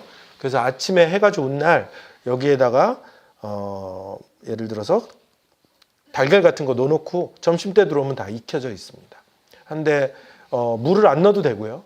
달걀 같은 경우는 그래서 태양광 조리기로 달걀을 삶는 게 아니라 구워지는 거죠. 그러면 사우나 계란이 됩니다. 물이 없이 그냥 사우나 계란이 됩니다. 밥도 가능하고요. 날 좋을 때는. 그래서 얼마든지 이런 것들을 활용하실 수 있습니다. 자, 아까 보여드렸던 로켓 스토브는 이렇게 변신합니다. 똑같은 원리로 여기 로켓 스토브가 한 거예요. 이건 장작이 심지어 거꾸로 들어갑니다. 그래도 타는 거죠. 그리고 나면 이 연도가 데워진 공기가 여기를 돌다가 절로 빠져나가도록 되어 있습니다. 그래서 마치 소파, 의자 같지만 이게 구들처럼 얘가 따뜻한 거죠. 그래서 맨날 강아지가 올라가 있는 거죠. 여기도 마찬가지 구조로 이렇게 만드실 수 있습니다. 자, 이런 것들을 여러분들이 활용하시면 되죠. 적정 기술입니다. 또 하나는 메탄가스 발효 시설이죠. 원래 인도에서 보급된 건 저런 스타일이에요. 그런데 저러려고 그러면 이제 압력도 조절해야 되고 굉장히 많은 시설이 들어가는데 가장 간단한 건 저겁니다. 드럼통, 크기가 다른 드럼통 2개만 있으면 됩니다. 이쪽 드럼통에다가 똥하고 물을 채우고요. 작은 드럼통을 뒤집어 씌워 놓으면 작은 드럼통에 가스가 모이겠죠. 그러면 그 놈을 연결하면 됩니다. 실제 모양입니다. 안 좋은 건 냄새가 난다는 거죠. 이렇게 되어 있죠. 그래서 만약에 불꽃이 별로 안 세다 그러면 저렇게 벽돌을 하나 올려놓으면 얘가 누르니까 불꽃은 더 세지죠. 이런 방식으로 만들 수 있습니다. 이게 냄새가 난다, 이게 안 좋다 그러면 탱크를 2개로 만들면 됩니다. 하나는 발효 탱크, 그놈이 이쪽으로 오고 그놈의 똑같은 모양이지만 여기다 똥을 안 넣고 물만 넣으시면 됩니다. 드럼통 큰 거에 작은 드럼통이 물 위에 떠 있는 거죠. 그리고 이 작은 통이 발효 탱크랑 연결되어 있는 겁니다. 그럼 발효 탱크에 압력 조절을 하지 않더라도 여기서 발생한 가스는 일로 와서 얘가 가스가 차면 떠오르겠죠. 그러다가 얘가 더 많이 오면 꿀렁하고 가스를 배출합니다. 그래서 자기가 알아서 조절하는 거죠. 그러면 거기에서부터 조리기에 연결을 하면 냄새도 나지 않습니다. 탱크를 2개로 만들면 이런 방식으로 여러분들이 활용하실 수 있는 거죠. 여러분들이 가축을 키운다면 이 부분도 시도해 보실 수 있습니다. 아무튼 그래서 퍼마culture에 이런 걸 활용하신다면 이런 농장이 이렇게 변하는 겁니다. 그래서 더 굉장히 다양해졌죠. 그리고 물도 이제 모아서 쓰고요. 특히 이 부분을 보시면 예전엔 동물만 있었어요. 근데 나무를 심어놨습니다. 혹시 동물들이 나무 껍질을 갉아 먹을까봐 철망을 씌워놨죠. 바람이 불면 이 나무의 과일들이 떨어집니다. 이걸 누가 먹어요? 동물들이 먹겠죠. 그러면 사람은 세 가지 일을 안 해도 됩니다. 동물들의 먹이를 덜 줘도 되고, 두 번째는 얘네들이 똥을 쌀 테니까 비료를 덜 줘도 되고, 또 하나는 낙과를 줍지 않아도 됩니다. 과일나무를 키우면서 낙과를 안 주면 아까 말한 대로 토양에서 바이러스가 배양돼서 나무로 올라갑니다. 그래서 과수원 하시는 분들은 사람을 사서 죽거든요.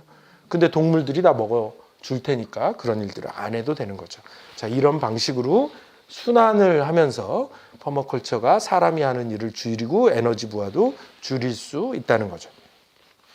자, 그래서 호주 같은 경우 밀농장을 8년 이후에 퍼머컬처 농장으로 바꾸면 좋은 지표들은 올라가고 나쁜 지표들은 줄어든다라고 하는 겁니다. 특히 여기가 첫 번째가 수입이고요. 두 번째가 지출이에요. 그래서 호주도 밀농사만 지으면 수입보다 지출이 훨씬 더 많았다는 거죠. 네, 더 많았다는 거죠. 그런데 더 많았는데요. 요 사이에 뭐라고 써 있죠, 그죠? 네, 영어로 보조금 이렇게 써 있습니다. 호주 농민들도 보조금 가지고 살았다. 근데 그게 뒤집힌다는 겁니다. 아까와 같이 리스크가 줄어들었기 때문에 수익이 지속적으로 안정화되고 화석연료를 적게 씀으로 해서 지출을 줄이는 거죠. 그래서 퍼머컬처는 생태적으로 바꿀 뿐만 아니라 경제적으로도 지속 가능하게 만든다라고 하는 겁니다. 퍼머컬처는 거의 많은 일들을 할 수 있습니다. 그러니까 퍼머컬처의 이론과 또는 자원을 통해서 퍼머컬처의 원리를 적용하는 여러 가지 아이디어를 쓰면 그게 농장이 될 수도 있고 사업이 될 수도 있고 주거단지가 될 수도 있고 여러 가지 것들을 다 만들 수 있다는 거죠. 한데 철학을 지켜야 됩니다. 이 철학은 첫 번째 철학은 사람을 보살피는 것. 사람을 보살피는데 가장 중요한 건 건강한 토양과 안전한 식량을 어떻게 공급할 것이냐가 가장 중요하고요. 두 번째는 이웃을 보살펴야 됩니다. 그래서 나만 사는 게 아니라 무언가 같이 일할 수 있는 게 있다면 이웃과 함께 일하고 또 자기가 생산한 걸 나눌 수 있다면 공정한 방식으로 나눠야 되는 거죠. 세 번째는 그것을 통해서 지구가 살 수 있게 만들어야 됩니다. 근데 이게 5어로 연결되면 안 됩니다. 퍼머컬처에서 어떤 일을 했을 때 사람 살리고 이웃은 살리지만 지구를 살리지 못한다면 퍼머컬처를 잘못 적용한 겁니다. 나는 살고 지구는 살리는데 이웃이 죽는다. 이것도 잘못 적용한 거라는 거죠. 그래서 다 엔드로, 이 철학은 엔드로 연결돼야지만 퍼머컬처가 완전하게 작동하는 거라고 볼 수 있습니다. 자, 지금 들으신 대로 그래서 퍼머컬처는 아까 말씀드린 대로 토양 안에다가 지금과 같은 방식을 이용하면 토양에다가 굉장히 많은 탄소를 잡아놓을 수 있기 때문에 기후위기의 해결사가 될 수 있는 거죠. 실제로 프랑스에서는 매년 0.4%의 토양 유기물량만 높여도 기후위기를 막을 수 있다라고 하는 주장을 하는 시민단체가 있고요. 그래서 그 운동들을 하고 있습니다. 그래서 그렇게 적절하게 할 수 있는 건 퍼머컬처인 셈이죠.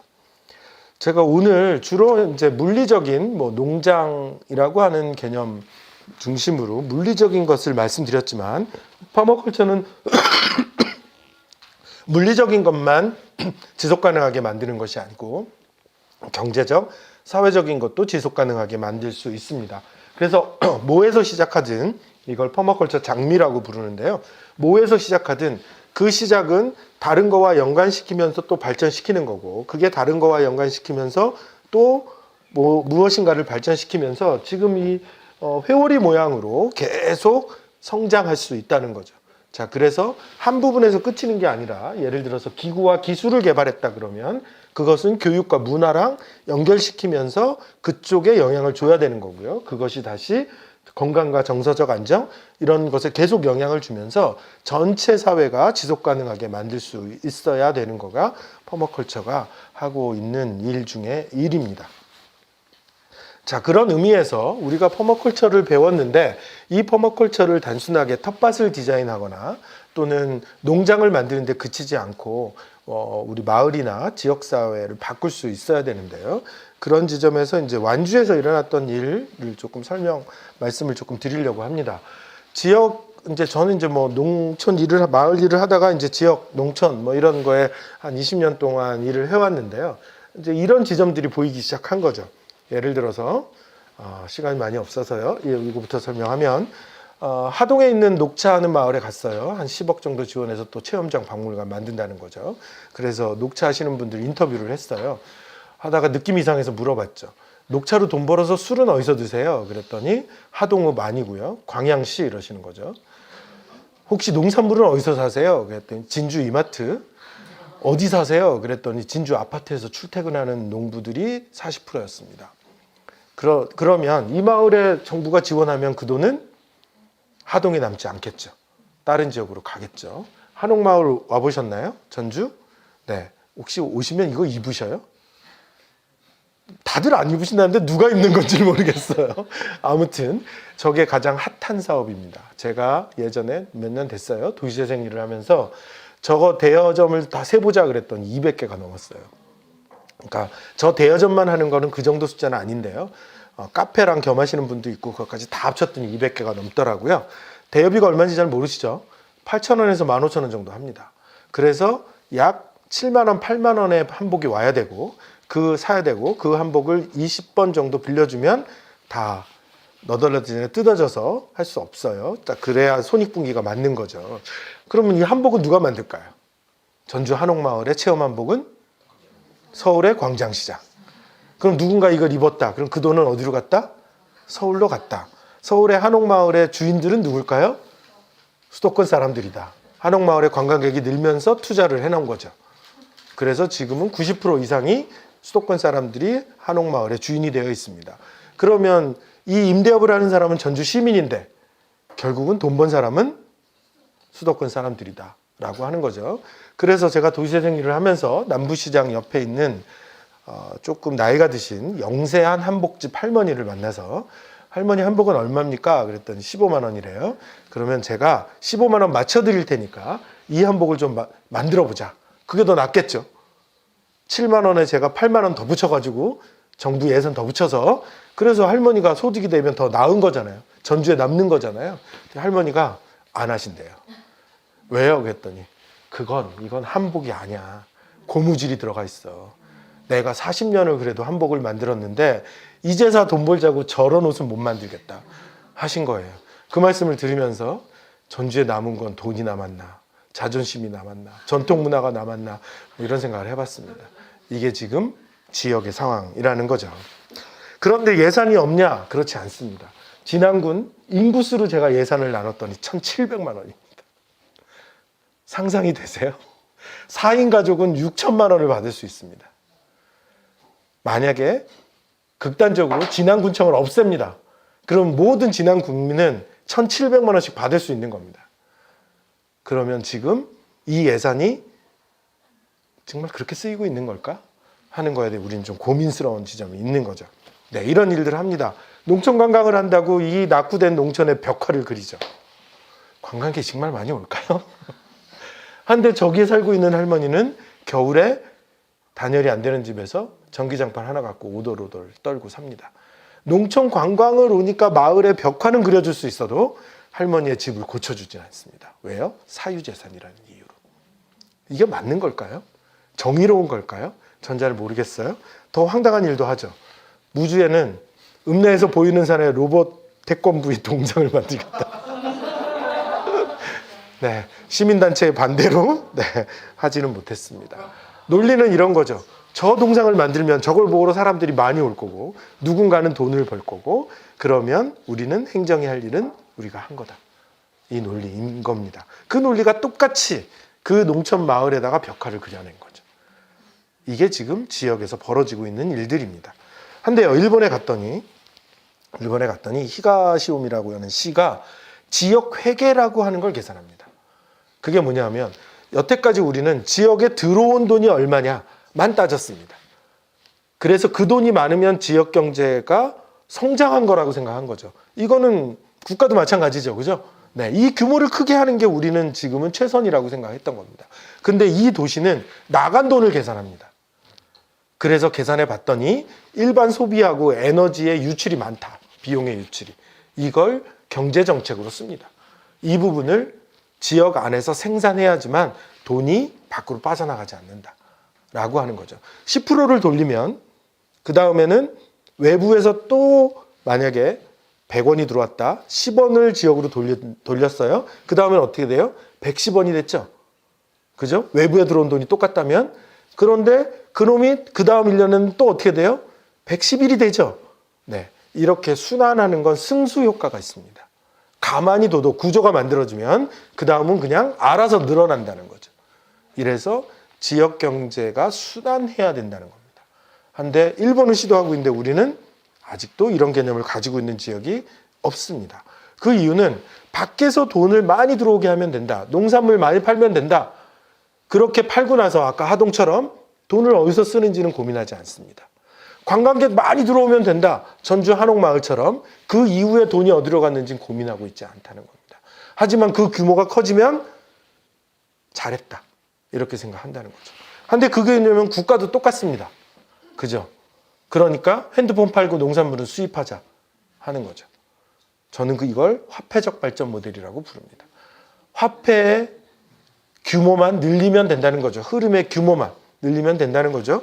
하지만 지금 우리의 직업 모델도 똑같습니다. 돈 많은 직업이면 되는 거죠. 그래서 이 규모를 늘리는 거가 다 맞물려 있다는 겁니다. 개인과 지역과 국가가 다 맞물려 있다는 거죠. 이게 과거에는 동작됐습니다. 왜요? 적어도 경제성장이 잘 돌아갈 때는 그것을 통해서 개인도 성장했고 지역도 발전을 했으니까요. 이게 균열이 나기 시작한 거죠. 균열의 원인은 여러 가지가 있겠지만 균열의 현상은 명확하죠. 뭐예요? 청년들의 일자리가 없는 겁니다. 우리 세대는 고민하지 않았습니다. 대학 다니면서 심지어 공부도 안 했는데요. 네. 지금은 공부도 열심히 하고 스펙도 다 좋은데 일자리가 없잖아요. 동작되지 않기 시작한 거죠. 우리는 뭔가 다른 고민이 이제 지역사회에서 필요하다는 거죠. 그런데 그런 다른 일이 일어났느냐? 농가로만 보면 지금 농가 소득은 두 가지입니다. 하나는 농사로 벌어들이는 수입, 하나는 겸업을 해서 벌어오는 수익이 있습니다. 농업 경영비가 빠져나가고요. 가계 지출이 빠져나가죠. 우리의 목표는 저걸 늘리고 이놈을 줄여야 되겠죠. 위에 부분 녹색만 볼게요. 91년부터 2019년까지 제가 자료조사를 했는데요. 요게 농업 총수익이고요. 요게 농업 경영비입니다. 두 가지가 거의 비슷하게 따라가고 있죠. 이 얘기는 뭐예요? 물가에 따라서 그냥 움직였다는 거죠. 그래서 주황색은 밑에 깔려 있습니다. 획기적으로 수입을 늘리지도 못했고 획기적으로 지출을 줄이지도 못했다. 이런 일이 지금 지난 30년간 계속 일어나고 있었던 겁니다. 그래서 농촌은 점점 어려워지고 있었던 거죠. 농가 전체 경제로 봐도 똑같습니다. 물가에 따라서 쫓아가고 있고 밑에 주황색으로 기고 있는 거죠. 결국은 우리가 뭔가 다른 고민을 해야 되는데 아이디어를 한번 생각해 보자는 거죠.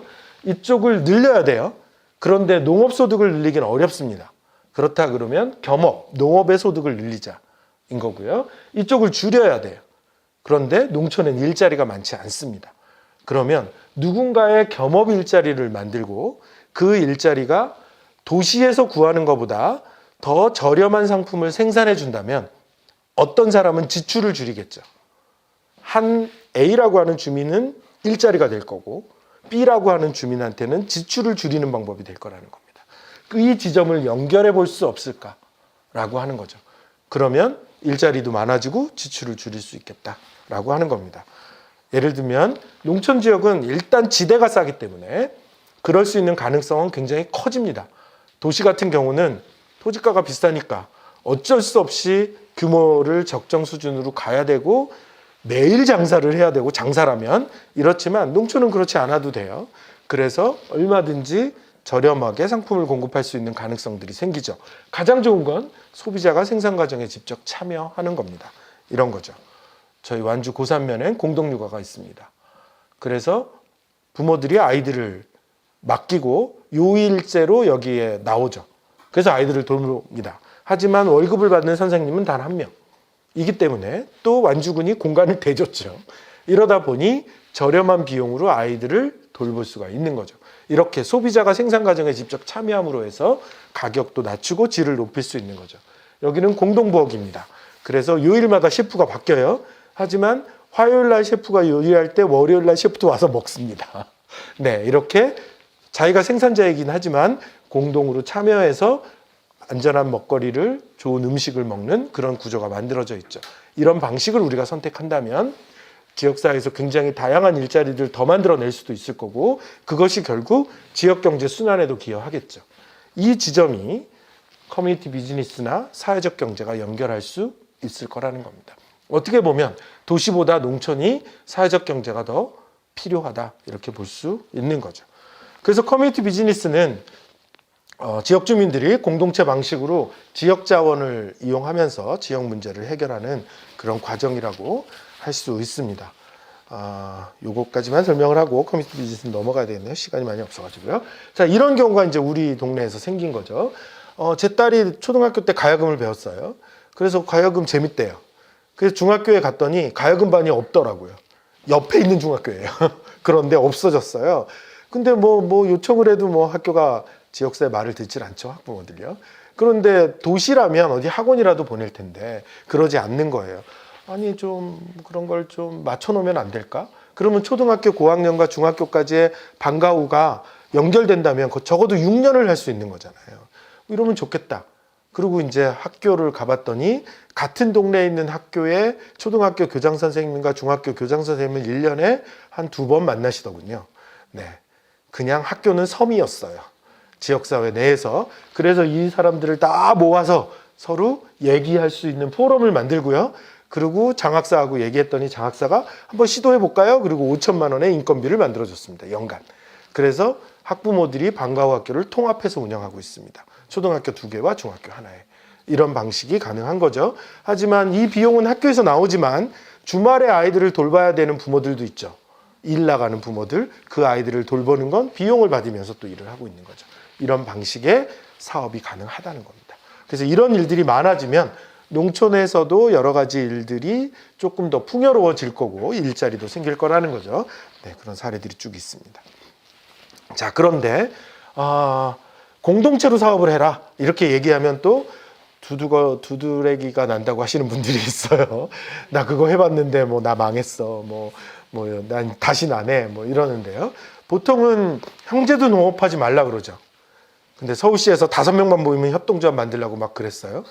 뭐가 맞는 말이에요? 형제는 왜 동업하면 망할까요? 안 될까요? 협동조합도 많이 망해요. 왜 망할까요? 둘이 망하는 이유는 같아요. 제가 보니까. 네, 합의하는 걸 규정하지 않아서 그래요.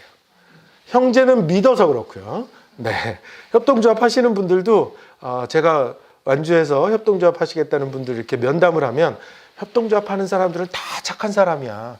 그러니까 그런 일 없어 이렇게 하시거든요. 이 세상에서 가장 착한 사람하고 지금 살고 계시지 않나요? 아니, 그렇게 믿었던 사람하고 네, 그렇다고 안 싸우나요? 아니잖아요. 그죠? 문제는 잘 싸우는 거죠. 안 싸울 수는 없어요. 사람은 잘 싸우는 겁니다. 그래서 제가 아까 이제 공동체 마을들, 전 세계에 있는 공동체 마을들 보여드렸지만 30대 중반에 외국 나갈 기회만 있으면 많이 돌아다녔어요. 가서 제가 난 질문이 이거거든요.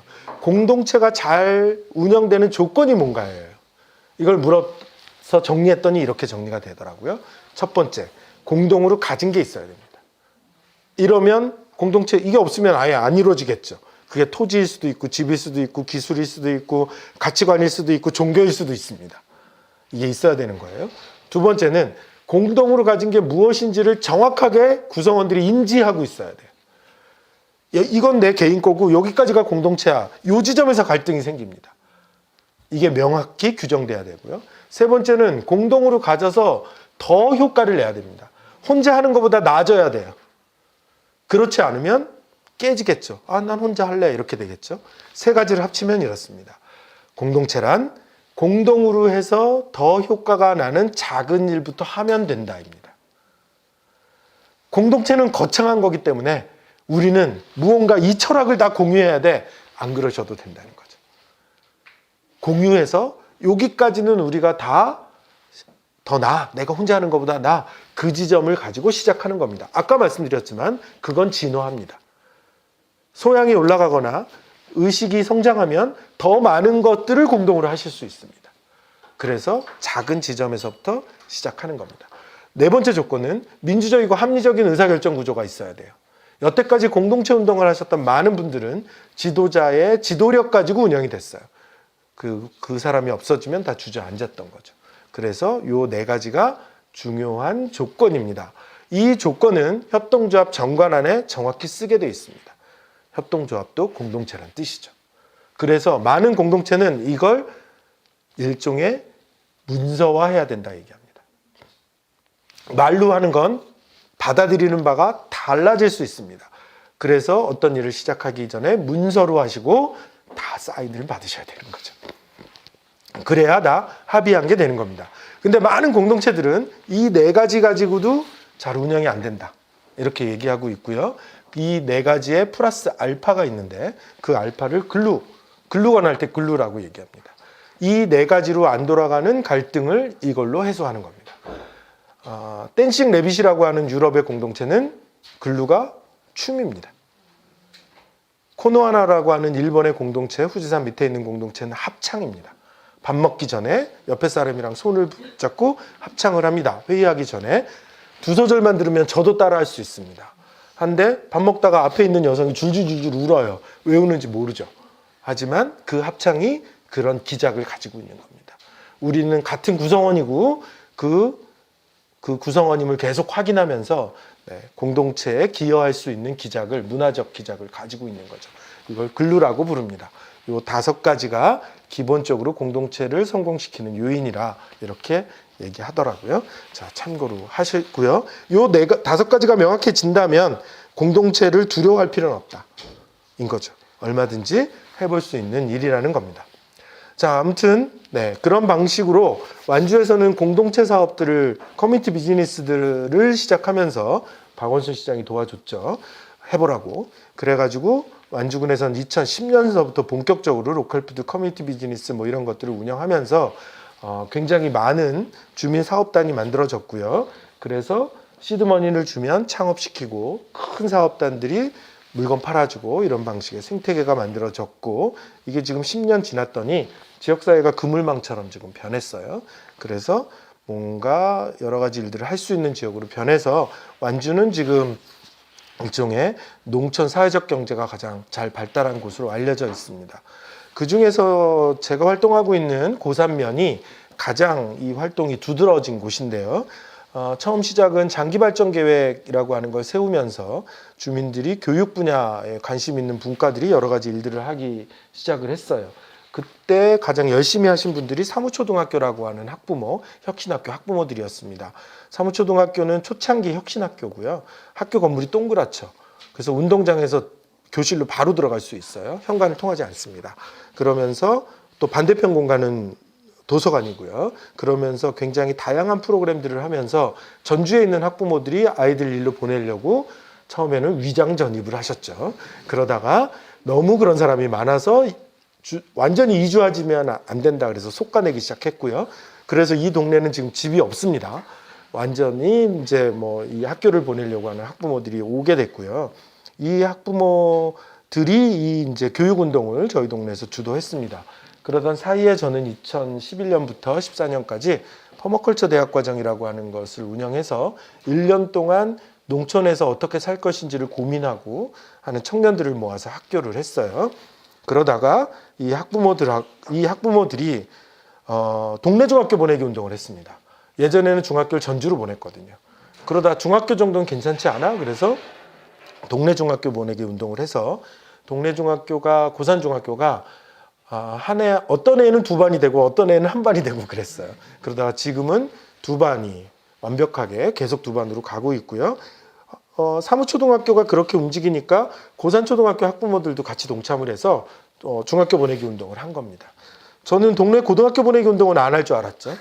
이것도 했습니다. 이 고등학교는 전주 완주에서 거의 밑에 그레이드에 있던 고등학교여서 제가 처음에 이사 가가지고 골목길에 저쪽에 가는데 고등학교 애들 교복이 보이고 뭉게구름이 피면 다시 돌아 나와야 돼요. 괜히 들어갔다가 이상한 일을 당할까봐 그러던 학교였는데요. 지금은 이 학교가 공립형 대안학교로 바뀌어져 있습니다. 원래는 정읍에다가 공립형 대안학교를 만들겠다고 교육감이 그랬는데 교육청이 설명회를 하러 갔어요. 그랬더니 주민들이 쌍수를 들고 반대하신 거죠. 대안학교 되면 이상한 아이들 온다고. 그래서 저희 학부모들이 그쪽이 끝까지 반대하면 우리 주세요 해가지고 공립형 대안학교로 바꿔서 여기 있는 건물은, 이 건물은 없던 건물입니다. 지금은 기숙사, 그 다음에 밑에가 작업장, 이렇게 지금 변해 있고요. 그래서 이 학교 졸업식인데요, 네, 강당 입구에서부터 졸업식 연단까지 레드 카펫이 깔립니다. 그러면 모든 졸업생들이 거기서 한 명씩 걸어 나오죠. 그럼 후배들이 네, 이렇게 꽃을 날리고요. 그리고 나면 배우들처럼, 연예인들처럼 연단에 서서 한마디를 합니다. 그리고 자기 자리에 다 앉으면 졸업식이 시작됩니다. 사진은 제 딸입니다. 네, 그리고 공동육아, 말씀하신 그런 공동육아 하는 공간이 있고요. 막 저렇게 경사지에다가 여름에는 저런 것도 하고요. 흙놀이 할 수 있게 만들고 이렇게 주로 놀이 중심으로 아이들을 돌보고 있고요. 이런 일들이 가능하게끔 고산 교육 공동체라고 하는 공동체가 있어서 여러 가지 일들을 하고 있습니다. 가장 큰 행사는 단오제고요. 그래서 5월 달에 어느 공간에서 모든 학교의 학부모들하고 아이들이 다 모입니다. 그래서 근처 논에 가서 모내기를 하고요. 그 다음에 온갖 체험들을 같이 하죠. 그래서 학부모들이 다 이렇게 역할 분담을 합니다. 국수는 중학교에 이런 식으로 역할 분담을 하고 그렇게 단오제를 하고요. 이 모습은 2학기 들어가자마자 시글시글 와글와글 캠프라고 하는 걸 합니다. 그래서 1박 2일이고요. 그래서 고산에 있는 모든 아이들이 부모들이랑 이 캠프에 올 수 있습니다. 그러면 텐트가 비싼 텐트가 있고 저렴한 텐트가 있어서 그거 갖고 위화감 준다고 텐트도 다 빌립니다. 똑같은 텐트를 다 치고요. 그 다음에 저녁 식사감을 줍니다. 그래서 브루스타하고 냄비만 가져오면 됩니다. 그러면 이제 저녁 식사를 아이들하고 같이 하고 그날 밤 모든 학교 동아리가 저녁 때 모여서 발표회를 합니다. 네, 그래서 그날 밤 하루를 다 보내는 거죠. 이런 행사들을 하면서 아이들과 같이 지내는 이런 일들이 만들어져 있습니다. 최근에 저희 동네에서 시도한 거는 저렇게 고산고등학교 아이들이 졸업을 하고 나서 몸을 기댈 데가 없어요. 그 다음엔 대학을 가면 다 밖으로 나가야 돼서 저는 지역에서 뭔가 해보려고 해요 하는 아이들을 모아가지고 그 아이들을 같이 활동도 하고 교육도 할 수 있는 공간을 고산다움이라고 만들었습니다. 그래서 게스트하우스도 있고 공유부엌도 있고 카페도 있고 교육장도 있는 6억이나 들었습니다. 이걸 만들어 가지고 지금 이거를 운영 중에 있습니다. 자, 이런 일들이 일어난 건 지역에 굉장히 훌륭하신 분들이 굉장히 다양한 일을 하고 있어서예요. 이분이 원래 학부모 모임의 간사였고요. 이분이 학부모들 사랑방을 만들겠다고 카페를 했습니다. 이 카페에서 아까 같은 일들이 계속 모여서 번져서 일어났던 거고요. 작곡가 출신의 귀촌인이 들어와서 우리 동네 아이들의 일종의 음악 교육을 책임지고 있죠. 그래서 제 막내는 자퇴하고 이 사람한테 사사를 받아서 서울 재즈 아카데미에 갔다가 지금 군대 가 있습니다. 제가 애가 셋인데요. 큰애는 풀마학교, 둘째는 농촌학교, 셋째는 자퇴. 온갖 경험을 다 한 학부모고요. 와이프가 50이 넘어서 간호학과에 간 거의 모든 걸 경험한 가정입니다. 귀촌한 청년들이 고산 청소년 센터를 운영하기도 하고요. 쌀 농사를 조금씩 짓겠다라고 하는 사람들이 모여서 같이 농사 짓는 모임도 있고요. 토종 씨앗을 보급하고 있는 여성 농업인도 있습니다. 청년들이 하도 많이 들어와서 완주군이 청년 공간을 만들어 줬고요. 그리고 이렇게 농사 짓겠다는 청년이 들어와서 너먼굴이라고 한 지가 농사 지은 밭에다가 거적을 깔고 영화제를 합니다. 영화제의 이름은 불편한 영화제입니다. 그리고 초기에 들어왔던 청년인데요. 저희 동네에서 하는 일이 6가지입니다. 3가지는 돈 벌려고 하는 일, 3가지는 하고 싶어서 하는 일. 이렇게 10년을 살았는데 아무 문제 없었다라는 거죠. 저는 앞으로 우리 아이들은 이러고 살 것 같다는 생각이 들었고요. 대표적으로 이 친구도 청년인데요. 들어올 때 제가 가르쳤던 퍼마컬처 대학의 여성한테 반해서 이렇게 결혼을 했어요. 근데 이 친구는 네, 민들레라고 하는 대한교육단체에서 일하던 친구인데요. 이 친구는 들어올 때부터 목수를 하겠다고 기술을 배워갖고 들어왔습니다. 그래서 부인하고 같이 농사 짓고 첫 번째 직업, 두 번째 목수, 지금 청년들하고 목수협동조합을 만들었어요. 이 친구가 서울에서 했던 활동이 아깝잖아요. 그래서 청소년 활동하는 친구들이 비상근으로 활동해라. 그래서 무슨 프로그램 돌아갈 때 와서 아이들하고 같이 활동을 합니다. 직업이 세 가지죠. 네, 이게 지금 저는 앞으로 우리 아이들이 해야 될 모습이 아닐까 싶습니다. 아무튼 이런 일들이 연계돼서 코로나 시국에서는 학부모들이 취약계층 아동들한테 원형 농산물을 꾸러미로 줬는데 그 꾸러미를 조리할 사람이 없는 거예요. 그래서 그거를 시니어 클럽과 공공급식센터를 연결해서 반찬을 만들고 그 반찬을 공급해 주는 일을 학부모에서 했고요. 이걸 평가회를 하면서 학부모들이 이렇게 평가했다고 합니다. 우리 동네는 지진이 나도 살아남을 거야. 뭐 이렇게 평가를 했다고 합니다. 자, 아무튼 그래서 저희 동네는 고사냥 교육포럼이라고 하는 학부모 모임에서 여러 가지 것들을 만들면서 그 포럼이 고사냥 교육공동체라고 하는 느슨한 공동체를 만들어냈고요. 거기에서 공동 육아에서부터 지금 청년까지 이 친구들과 함께 할 수 있는 그런 구조가 만들어져 있습니다. 여러분들이 옮겨가는 지역에서도 뭐 지역사회와 어떻게 일을 하실지 조금 고민해 보시면 좋을 것 같고요. 아무튼 뭐 이런 얘기는 제가 한 얘기가 아니라 뭐 이런 헬레나 노르베르 후지 같은 분들이 지금과 같이 획일화된 사회로 가게 되면 우리들은 행복하지 않을 거다. 거기서 지역이 중요하다. 뭐 이런 얘기를 수없이 많이 한 거죠. 그런 와중에서 이제 조금 저도 아이를 키우는 부모 입장에서 세상이 빨리 바뀌잖아요. 뭐 하는 건지 아시겠죠? 전기 자동차를 태양광으로 충전하는 거예요. 앞으로 주유선 점점 없어지겠죠. 인공지능 자동차 기사는 없어지겠죠. 그러면 이제 다 코딩 교육을 해야 되나? 근데 이건 답이 아닌 것 같고 왠지 그렇잖아요. 그래서 고민을 많이 했었는데 아무튼 제가 청년학교를 하면서 청년들한테 이렇게 얘기했어요. 네 친구들은 40살만 넘어가면 잘릴 거 걱정한다.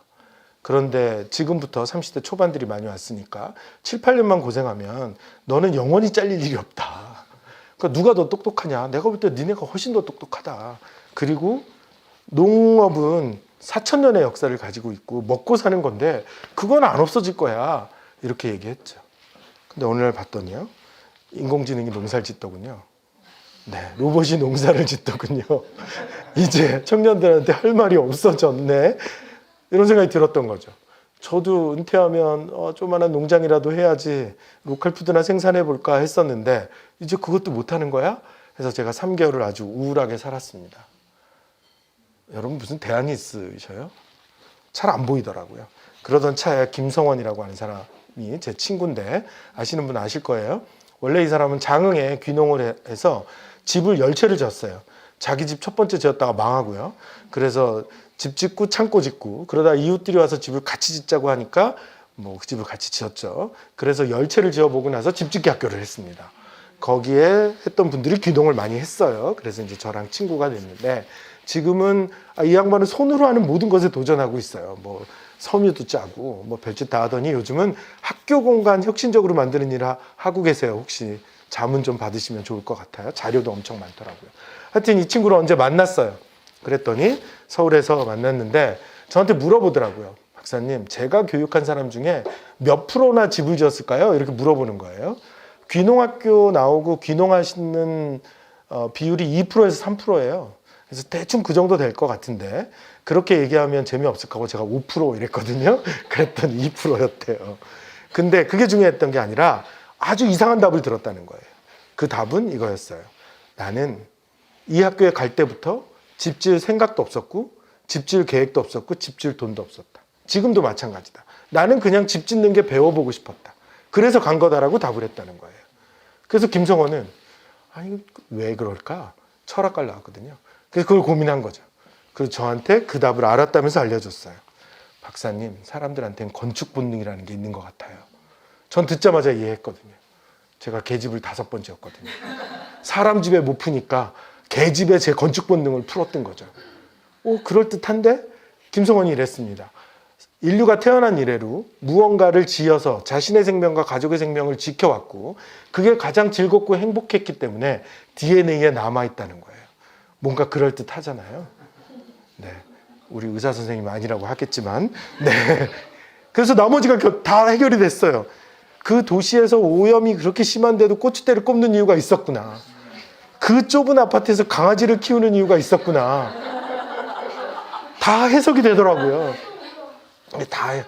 다 해석이 됐습니다. 그래서 결론이 났죠. 세상이 아무리 바뀌어도 본능에 의한 건 없어지지 않는다. 저는 농부는 안 없어질 거라고 생각합니다. 요리사도 안 없어질 거라고 생각합니다. 로봇이 대체하더라도 누군가는 요리를 하겠죠. 이럴 거라고 생각합니다. 이 답을 해보시면 돼요. 로봇이 만든 돈가스 5,000원, 사람이 만든 돈가스 5,000원. 여러분 뭐 드실래요? 네, 명확합니다. 네, 명확합니다. 네, 이미 그런 현상이 일어났어요. 프랜차이즈 빵집 들어오면 동네 빵집 다 망한다 그랬죠. 근데 지금 안 망하죠. 근데 그 빵집이 옛날처럼 많은 빵을 만들지 않습니다. 마카롱만, 케이크만, 식빵만. 저는 어떻게 해석하냐 하면 사람들이 그 파티시의 본능을 이제 인정하고 있다 라고 저는 해석하죠. 저는 그래서 이제 본능에 의한 것만 살아남을 겁니다. 의사는 없어지겠죠. 본능에 의한 거 아니거든요. 변호사도 없어지겠죠. 이미 없어진다고 예측하고 있고요. 의사, 변호사 모두 다요. 네, 그럴 겁니다. 우리 선생님은 안 없어질 거예요. 정신과라서 아마. 네, 왜냐하면 제가 까먹었네요. 없네요. 슬라이드가. 하나의 본능을 더 찾았거든요. 바로 돌봄 본능입니다.